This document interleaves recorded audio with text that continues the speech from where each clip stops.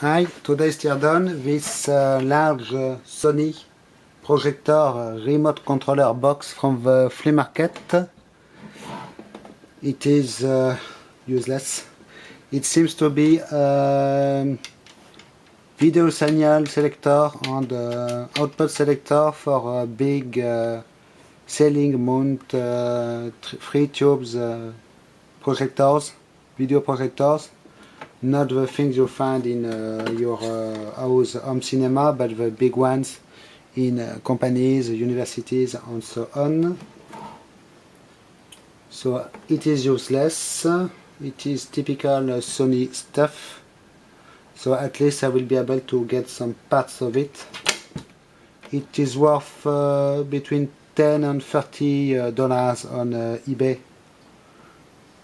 So really not interesting to keep it. So we will have a walk around first. The bottom, just a metal plate with fit. Here main on-off switch with LED.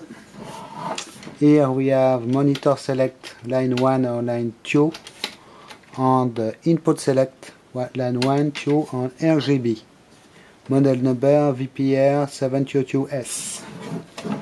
Behind this cover we have a blue mode select, normal, BB or CB. I have no clue what it does. We have hue control and color control, sharpness control, brightness control, picture control. It is a potentiometer, no idea what it does, this one. And volume control also, because it seems to deal with audio source too.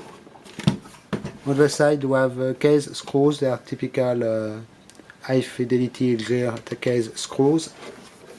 And on the rear here, first, if I can move the camera a little bit, serial number 5009212, made in Japan of course. So here we have line input number 1 with this very special connector you find on all the Sony broadcast equipment and all the Sony video tape recorders. Composite video output inputs in RCA and PNC, audio RCAs. Line input 2. We have S-video out and in, and same here. Then we have a monitor select out, video BNC, audio, input select out, strange, controller jack, maybe it is for small wired remote control, and here big round connector to projector. So I have no clue where you connect your RGB input.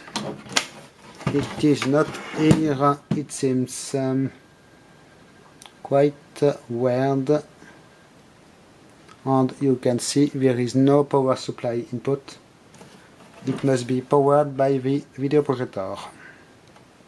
So I will pop the cover off and we will have a look inside, but I think there is not much inside.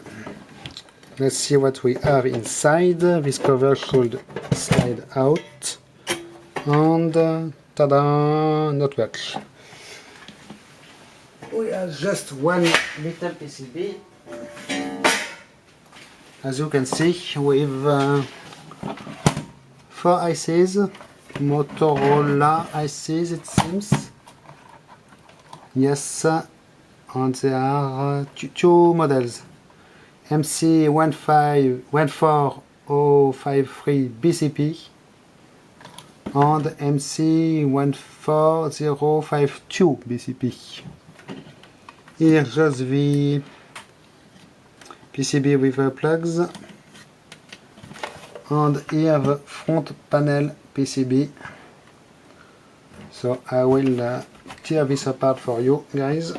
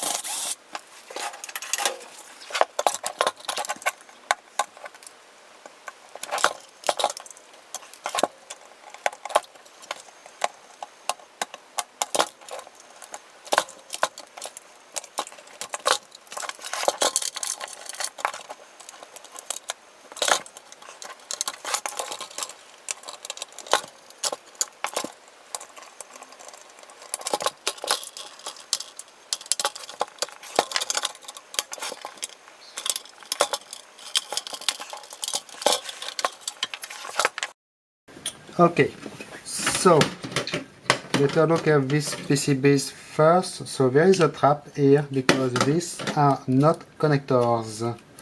These are soldered on the PCBs on each side. And I guess maybe the PCBs were panelized like so in the factory.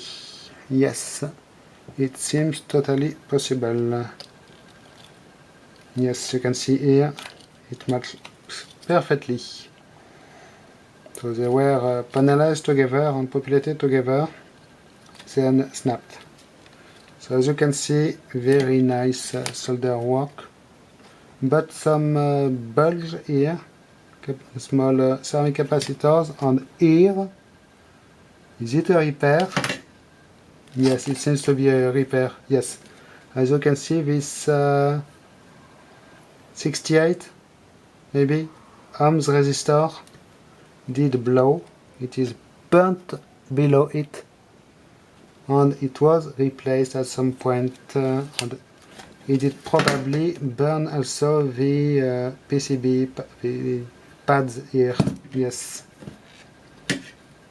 Apart from this,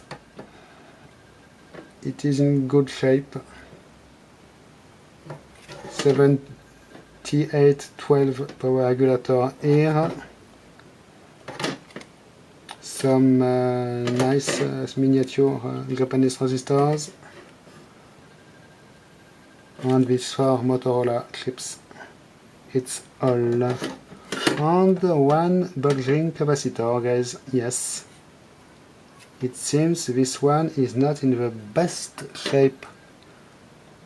This one here is flat. So this is just the PCB with plugs.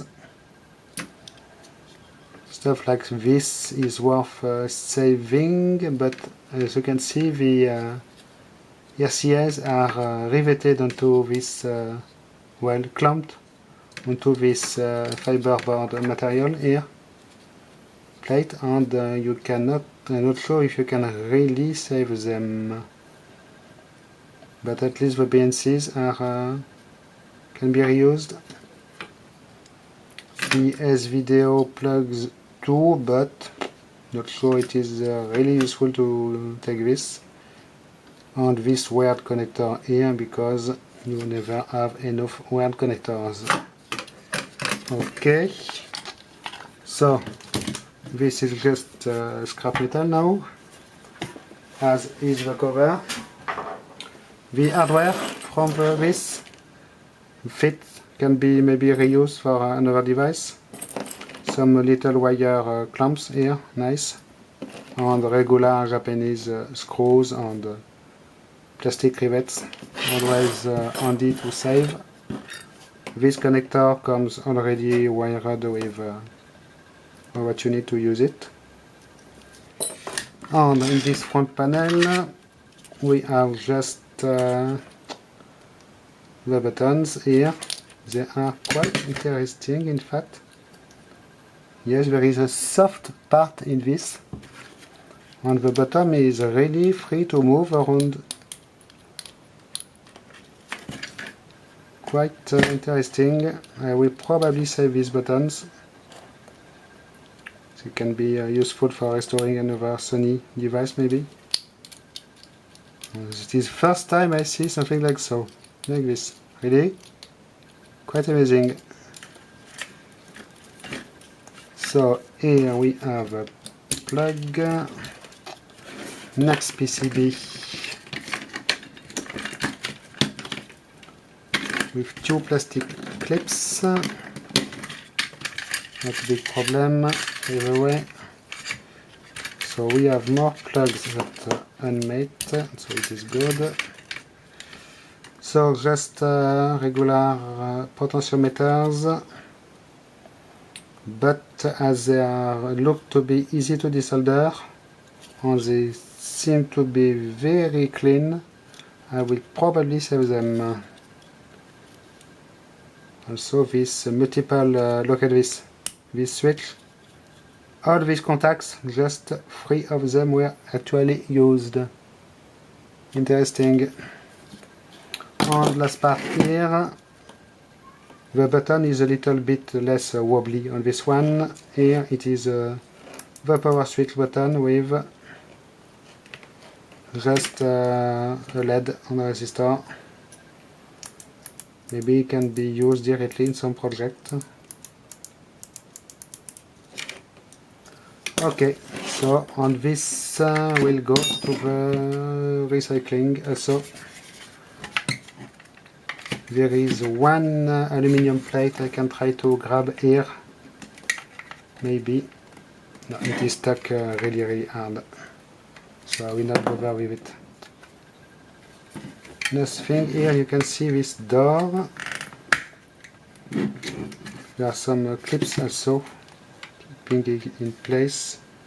So maybe I can save this part can be used for something else.